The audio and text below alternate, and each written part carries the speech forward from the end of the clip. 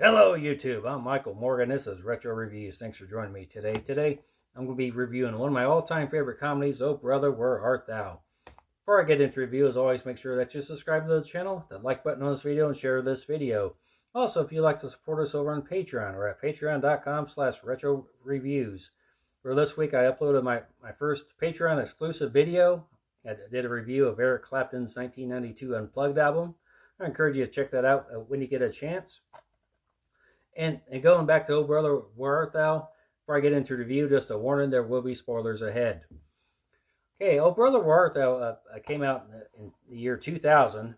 It's another fantastic movie by the brilliant Coen brothers, Joel and Ethan Coen, who have made such iconic movies uh, as the Big Lebowski, No Country for Old Men, of Raising Arizona, Fargo.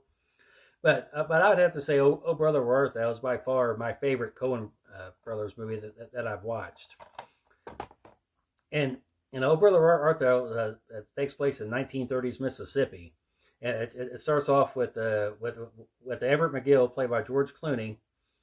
He and the two people chained next to him, they escape from prison off of a chain gang.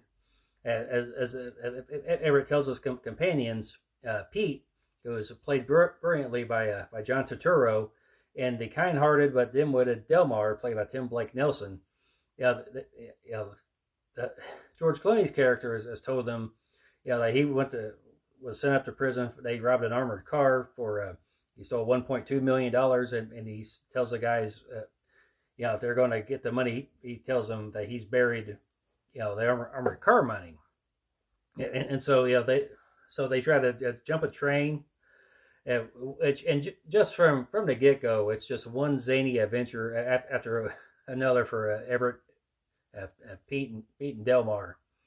I mean, there's one scene where toward the beginning of the movie where Pete and Delmar get baptized in this creek where this church was baptizing people, and then after that, they pick up a hitchhiker on the side of the road. His name was Tommy Johnson, who's an aspiring guitar player who claimed that he sold his soul to the devil at the crossroads the night before in order to play the guitar.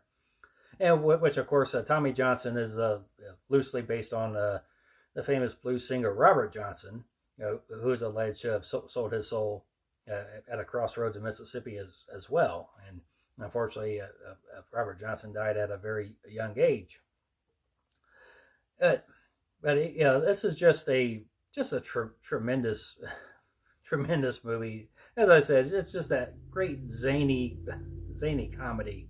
I mean, it's not it's not like silly. I mean, it's not a spoof.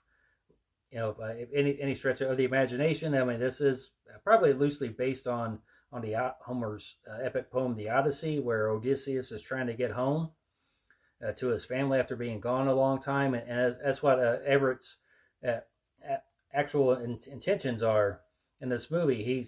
There's no buried treasure, but he's trying to get home to his family because his wife, who's played by Holly Hunter, she's getting ready to marry somebody else. He's trying to stop it, and there's also a family cabin that's getting ready to be flooded to power in order to power up the area. So it's a race to try to get home before that happens. And this is just a great supporting cast, and two is also, as the Coen brothers do, just like a lot of great filmmakers, they have a stable of actors, that they can draw from. As John Turturro is, he's brilliant as Pete. Of course, Holly Hunter. You have John Goodman, who plays a one-eyed Bible salesman in the movie, and then you also have Charles Duran, who plays the governor of Mississippi. He's running for re-election, and Everett, Pete, and Delmar get caught up in that. I mean, they become famous singers. They don't know about it. They're just trying to get home. I mean, this is just it, and also the cinematography is great in this movie as well, because I guess in post production they change the color process of the film, and this gives us like this really old time.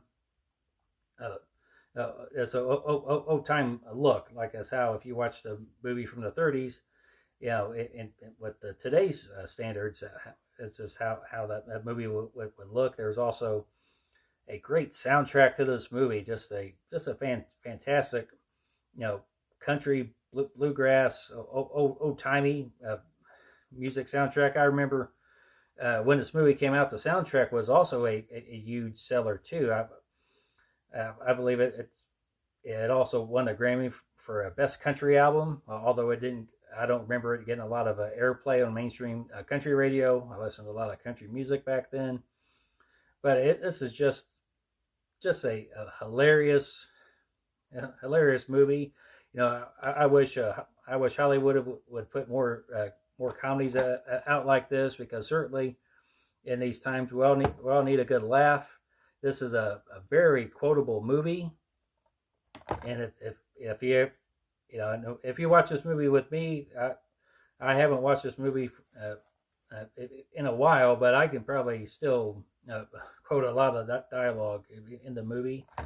As I said, this is my favorite Coen Brothers movie. This is one of my all-time favorite comedies, and I encourage you to get your hands on a copy of Oh Brother Where Art Thou. Check out the soundtrack, and I just thank you for joining us today.